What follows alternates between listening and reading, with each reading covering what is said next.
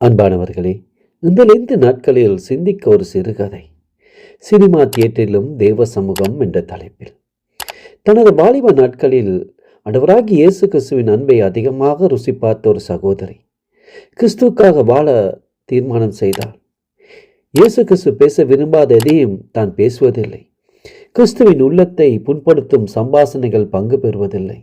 அருவருப்பான புத்தகங்கள் படிப்பதில்லை என்றெல்லாம் அநேக தீர்மானங்களை செய்தார். சில மாதங்கள் சென்றன. அவள் வீட்டில் அவளுக்கு திருமணம் செய்து வைத்தனர். கணவனோ ரட்சிக்கப்படாதவன்.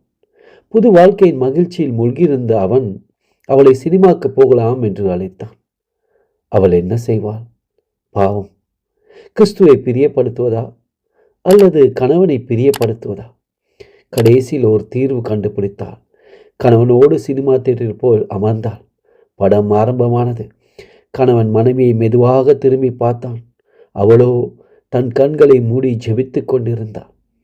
இன்னும் கொஞ்ச நேரம் படம் ஓடியது. கணவன் மறுபடியும் மனைவியை பார்த்தான். அவள் தன் ஜெபத்தை நிறுத்தவே இல்லை. கண்கள் மூடி இருந்தன. உதடுகள் ஜெபித்து கொண்டிருந்தன. திடுக்கிட்டவனாய் தன் மனைவியை அழைத்து கொண்டு வெளியே வந்தான்.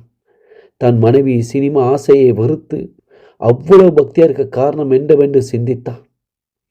ஆண்டவராகிய இயேசு கிறிஸ்து அந்த கல்வாரி அன்பு, எங்களுக்காக ஜீவனை கொடுத்த அன்பு, எங்களுக்காக காயப்பட்ட அந்த அன்பு, தன் கடைசி இரத்தத்தை சிந்தி கொடுத்த அன்பு, அந்த அன்பு அவனுக்கு வெளிப்படுத்தினான். மனைவி இன்றைக்கு கணவனும் மனைவியும் முழு நேரமாக தேவனுடைய ஊழியம் செய்து வருகின்றன. இது உண்மையுள்ள ஒரு சாட்சி தேவ பிள்ளைகளே. எபேசியர் 5ஆம் அதிகாரம் 15-16 வசனங்கள் சொல்லுகின்றது.